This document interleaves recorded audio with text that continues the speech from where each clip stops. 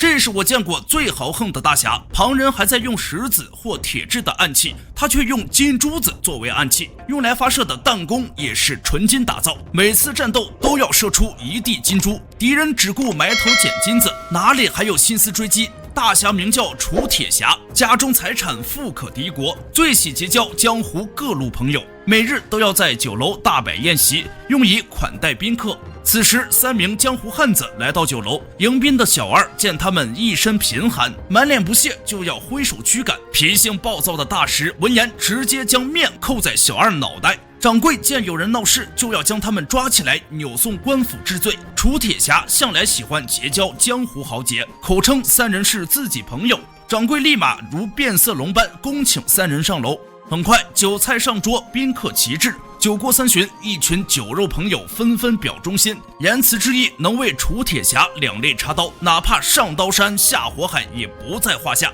3人却并未言语，只顾埋头吃喝。然而时值元朝，蒙古鞑子入主中原，王爷听闻楚铁侠家财万贯，心生觊觎，命手下2名武士以反叛之名前往抓捕，诬陷的同时抢占他的家产。见官府这般架势，刚才还在溜须拍马的一众朋友立刻齐找借口开溜，只剩3人依旧充耳不闻。阿少还不忘在一旁出言调侃。楚铁侠不甚在意，就要认命般跟随官兵离去时，3人骤然出手，打得官兵自顾不暇。江湖豪杰一饭之恩，自然要涌泉相报。几人各自施展武学抵挡官兵，小飞也丢出绳标当作滑索滑至对面高墙。楚铁侠也有样学样，见官兵依旧穷追不舍，楚铁侠拈弓射击，满地的金珠子令官兵再也无心追击，纷纷上前哄抢。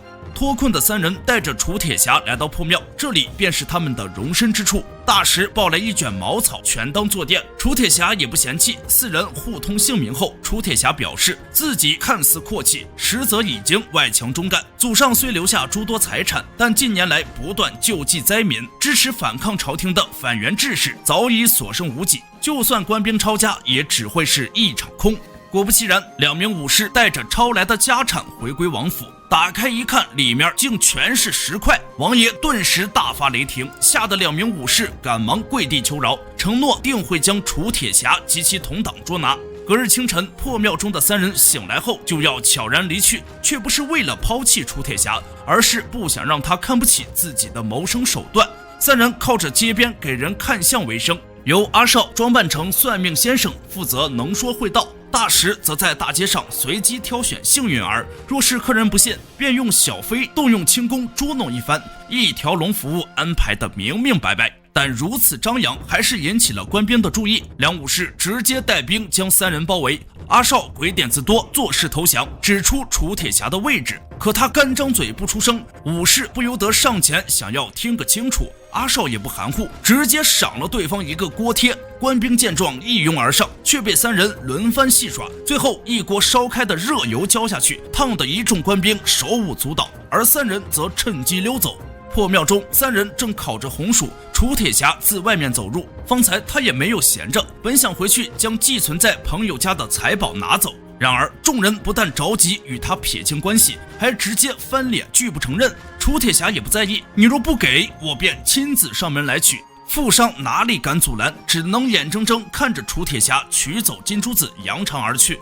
回归的楚铁侠得知3人遭遇，心知官兵不会善罢甘休，正好他与淮北的一股义军相熟，何不一起前去投奔？3人欣然同意，只是这样空手前去，恐怕会引人耻笑。几人便决定先在此地干一番大事儿。而王爷依旧对楚铁侠的家产念念不忘，认定财宝就在他的朋友手中。武士便叫手下烧红铁板，将楚铁侠的一众朋友召集过来，威逼他们脱下鞋子，要他们每人在铁板上走10步，不过交出1万两金子便可少走1步。有富商还想尝试，当场被烫得龇牙咧嘴，只能交出10万两金子。武士声称必须在3日之内交出，众人迫于威势不得不从。如此，2人搜刮到一笔巨资，准备拿出50万两上交给王爷，余下的都放入自己的腰包。然而阿少早已打探到内部消息，一番商议下，4人决定兵分2路。待官兵走近，楚铁侠立刻举弓射击，小飞则在一旁寻机出手。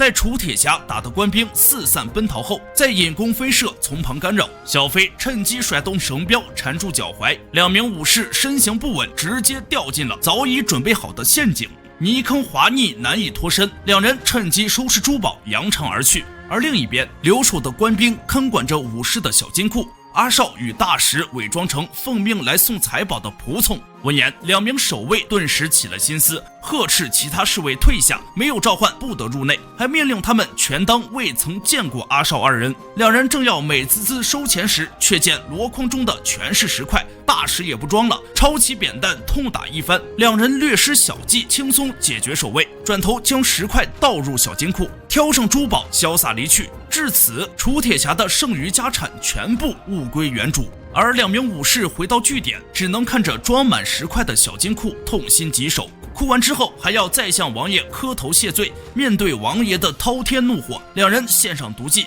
抓来数名百姓，扬言要楚铁侠自行投案，如若不然，日偏一寸便杀一人。为了江湖道义，楚铁侠只能现身制止暴行。面对官兵群起包围，楚铁侠依旧镇定自若。原是他早已叫阿少三人潜入王府，另外两人抢来侍卫服侍，而阿少则自称楚铁侠，假装被捕。王爷闻声而出，亲自拷问，可他是个结巴，磕磕巴巴的问话，令三人忍不住大笑，索性不再伪装，直接动手。兵力被抽走的王府守卫空虚，几人没费多少劲儿便控制住局势，拿上王府的金令箭，大摇大摆离开。刑场上，楚铁侠陷入苦战，岌岌可危。关键时刻，几匹快马赶来，阿少手持金令箭挡住面容，顺势将楚铁侠救走。等到武士反应过来，悔之晚矣。四人早已纵马远遁，途中却被一座军营拦住去路。他们本想在此狐假虎威脱身，然而王府的追杀令恰巧赶到，侍卫长便将四人留下，料定几人无法逃脱，提出比试武艺，意在牵制他们，等待王府前来捉拿。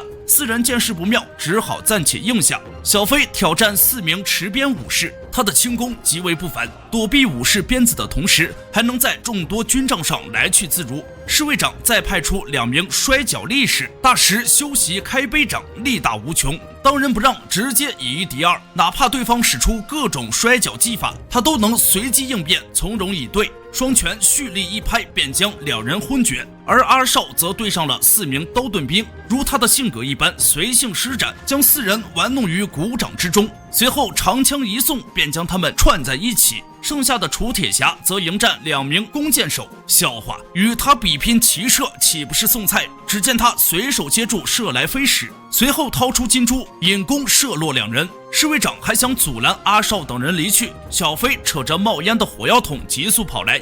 原是他结果4名持鞭武士后，意外发现了军营的火药库，一众士兵纷纷躲闪。小飞爬上瞭望塔，将手中的火药桶丢出，士兵们吓得无一人敢上前。4人借机纵马逃离军营，在半路上遇见前来营救的义军。至此，事情皆大欢喜。除了数次失手的武士2人，被气急败坏的王爷亲自操刀，结束了罪恶的一生。